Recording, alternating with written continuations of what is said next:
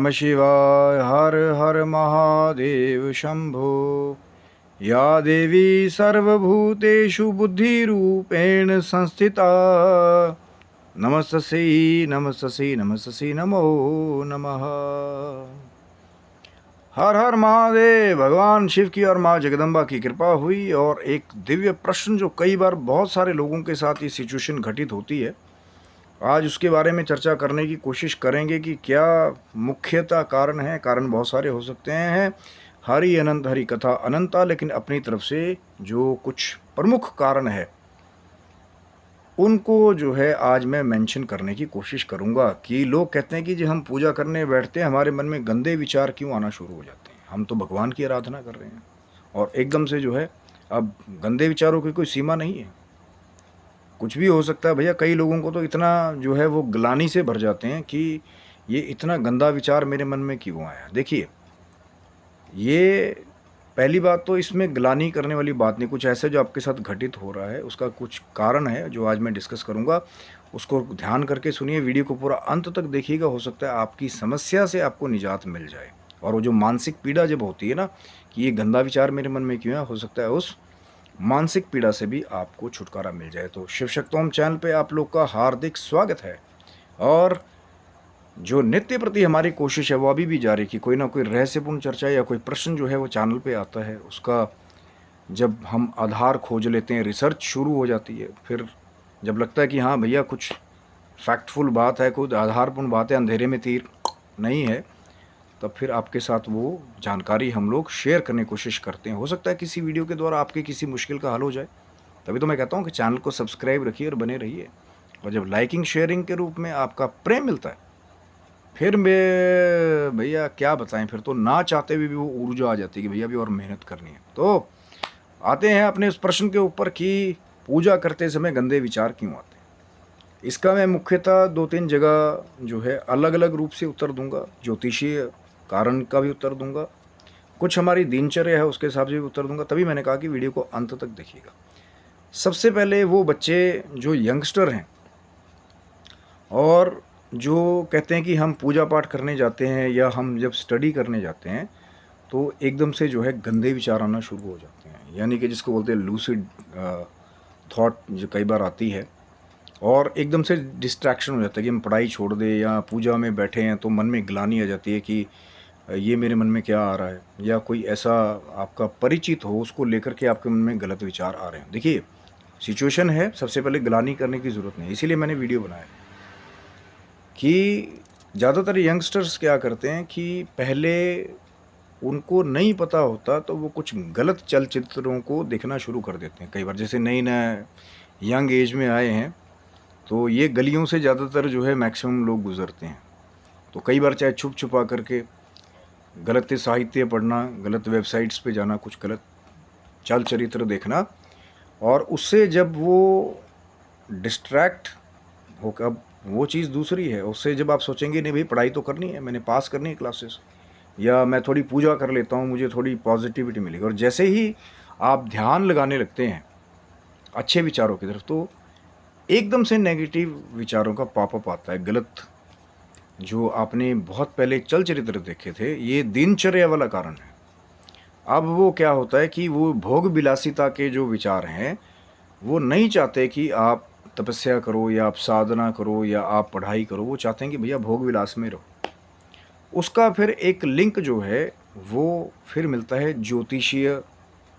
जब हम स्टडी करते हैं, अध्ययन करते हैं, तो कई बार चंद्रमा के ऊपर जब पाप ग्रहों की दृष्टि हो, खास करके राहु महाराज, बहुत सारी राहु प्लस चंद्रमा युति की कुंडलियाँ हमने देखी कि वहाँ पे ना चाहते हुए भी जब बहुत क्लोज कंजक्शन हो तो उनका माइंड जो है वो गंदे विचार को अपने आप ही प्रोड्यूस करने लग जाता है। और वो जो इंसान है कई बार वो उस प्रेशर से इतना परेशान हो जाता है कि मेरा बस नहीं चल रहा, कि मेरे मन में ये गंदा विचार क्यों आ रहा है बार बार।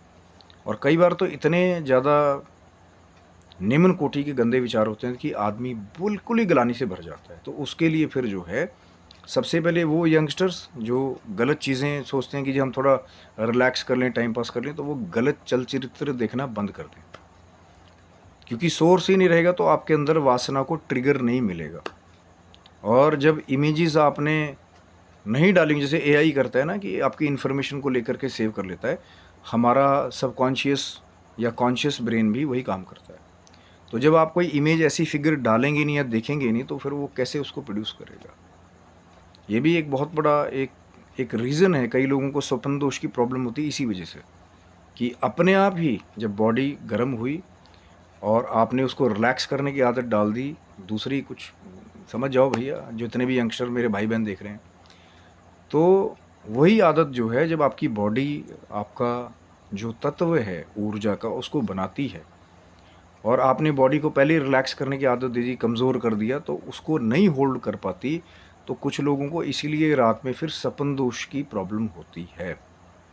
उसका भी इलाज वही है, ठंडे पैर से पानी से हाथ पैर धो करके या नहा करके सोइए, और गलत जो चित्र हैं वो देखना छोड़ दीजिए। तो जो यंगस्टर वो वाली प्रॉब्लम फेस कर रहे हैं कि फिर देखेंगे आपकी ऑटोमेटिक उसमें कमी आएगी। जब आप पढ़ने बैठेंगे, अच्छी चीज़ें देखेंगे, मोटिवेटरी जो लोग हैं उनके बारे में, लेजेंडरी पीपल के बारे में, जैसे छत्रपति शिवाजी महाराज, भगवत सिंह, राजगुरु, ऐसे जिन लोगों ने हमारे देश के लिए फ़ाइट की, उनके बारे में जब आप पढ़ेंगे, या बहुत पुराने विक्रमादित्य जैसे राजा, उनके बारे में, लेजेंडरी पीपल्स के बारे में आप पढ़ेंगे, तो आपका जो ये कुछ दूसरे वाला कंटेंट है ना, इससे थोड़ा-सा आपका ध्यान हट जाएगा। और दूसरे जो ज्योतिषी मैंने आपको कारण बताया है, चंद्रमा पे पाप ग्रह की दृष्टि हो या फिर युति बना रहा हो, जैसे राहु जैसे ग्रह या केतु जैसे ग्रह, तो वहाँ पे फिर आप जो है उसका पाठ करके वहाँ पे लाभ ले सकते हैं, उस ग्रह का शांति पाठ करा करके, उसके निमित्त दान करके। लेकिन ज़्यादातर जो है, जब राहु केतु से परेशान हो, चंद्रमा बीच में आ जाए, तो राहु केतु शांति पाठ करवा लेना चाहिए। अब कई लोग बोलेंगे सिर्फ राहु का पाठ बोलते हैं, कई सिर्फ केतु का बोलते हैं। मैं बोलता हूँ कि दोनों का करना चाहिए, क्योंकि आधे आधे दोनों एक दूसरे के सामने पैरेलल होते हैं। उससे भी जो है, जैसे मान लीजिए महादशा राहु की है, या चंद्रमा जो है वो योग कारक वहाँ पे है, फिर भी राहु की दृष्टि है, या केतु जो है वो भी जो है लगन के हिसाब से मित्र ना हो, प्रेशर दे रहे हो बार बार, या फिर उल्टी व्यवस्था हो कि चंद्रमा जो है वो योग कारक ना हो, वो वहाँ पे ख़राब करो, तो दोनों ही सूरतों में फिर जो राहु केतु शांति पाठ है, और या फिर चंद्रमा के निमित्त जो शांति पाठ है, उसको करना चाहिए, जितना उनका वैदिक जो है मंत्र का जाप संख्या है।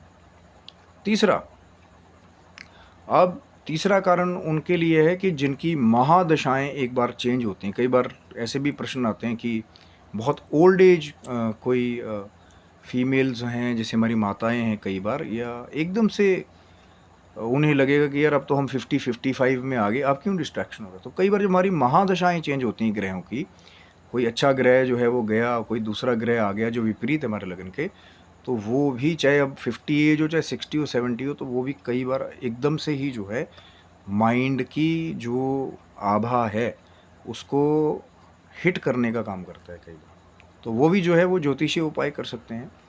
वहाँ पे फिर जो स्टूडेंट्स हैं खास करके, या कोई भी अगर बड़े भी हैं, तो महासरस्वती की आराधना जो है, अगर आपके चंद्रमा के ऊपर पाप ग्रह की दृष्टि है, या आप चाहते हैं कि आपका पढ़ाई में कंसंट्रेशन बढ़े और दूसरे नेगेटिव विचार ना आए, तो फिर महासरस्वती की आराधना जो है वो आपको बहुत लाभ दे सकती है। या फिर भगवान शंकर के ऐसे बहुत सारे मंत्र हैं, जैसे महामृत्युंजय जैसे, या ओम नमः शिवाय, नमः शिवाय, शिवाय नमः। मैंने पहले बहुत बार चर्चाएं की हैं कि किसको क्या जपना चाहिए, शिव महापुराण क्या कह रहा है। फिर से मैं चलते चलते आपको बता देता हूँ संकेत कि 1000 गायत्री जप नित्य प्रति जो द्विज की संज्ञा मिल गई, तो ओम नमः शिवाय लगा करके जाप करे, लाभ मिलेगा। कोई भी पुरुष तत्व है, नमः शिवाय का जाप करे, लाभ मिलेगा। कोई भी माताएं स्त्री तत्व है, तो शिवाय नमः का जाप करे, लाभ मिलेगा। संदर्भ क्या है, रेफरेंस श्री शिव महापुराण, जो गीता प्रेस गोरखपुर का है, जो मान्यता प्राप्त ऑथेंटिक है। या फिर जैसा मैंने आपको बताया कि महासरस्वती की नित्य प्रति आराधना, या कम से कम बुधवार के बुधवार तो गणपति बप्पा की और माँ सरस्वती की आराधना की जाए, क्योंकि गणपति बप्पा विघ्नों को दूर करते हैं। ओम गंग गणपते नमः, गंगा वाला पहली बहुत वीडियो में चर्चाएं की हैं, उसको भी चेक करना शिव शक्तोम पे जाके। और माँ सरस्वती के जो मंत्र है, ओम ऐंग महा सरस्वती नमः, पकड़ लो साउंड वेव को, फिर एम एंग के चक्करों में पड़ जाओगे और बोलोगे पता नहीं कौन सा सही है। फिर से सुन लीजिए मैंने क्या कहा है, ओम ऐंग महा सरस्वती नमः। इसका जप करके, माँ सरस्वती की आराधना करके, जो आपका मेंटल पीस है उसको आप पा सकते हैं। या फिर जैसा मैंने बोला, भगवान शिव के मंत्रों का जप करके, महामृत्युंजय मंत्र तो ऐसे जो कुछ दुर्योग हैं मानसिक आपकी शांति को प्रभावित करने वाले, तो उनका जप करके या करवा के लाभ आप ले सकते हैं। जिनको जो बोलते हैं हमारे पास कुछ भी नहीं है महाराज, कुछ नहीं कर सकते, खुद करिए, तपस्या कीजिए, भगवान शंकर की आराधना करें, माँ सरस्वती की आराधना करें, माँ भगवती की आराधना करें, फिर देखिए चमत्कार कैसे मूर्ख भी जो है ना वो विद्वान बन जाते हैं। ये हल है उन लोगों के लिए जो बोलते हैं कि फिर पूजा करते या फिर जो है पढ़ाई करते हमारे को गंदे विचार आते हैं।